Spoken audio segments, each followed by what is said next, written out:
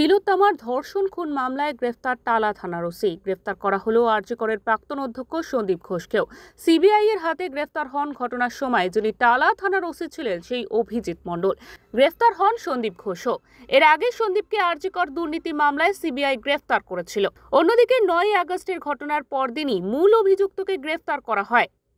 Kolkata police গ্রেফতার করলেও পরে তাকে সিবিআই এর হাতে তুলে দেওয়া হয়।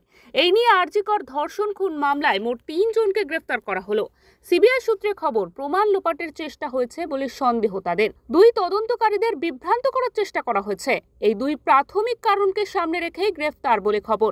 এদিন দিল্লির সিবিআই হেডকোয়ার্টার্স থেকে কলকাতা সিজিও কমপ্লেক্সে আসেন সিবিআই এর জয়েন্ট ডিরেক্টর। আরজি কর ঘটনার তদন্তের গতি প্রকৃতি কোথায় দাঁড়িয়ে, তদন্ত কিভাবে চলছে, সমস্ত বিষয় দেখার জন্য এসে পৌঁছান তিনি। উচ্চ পর্যায়ের বৈঠকের খবর আসে। ব্যুরো রিপোর্ট, ওঙ্কার বাংলা।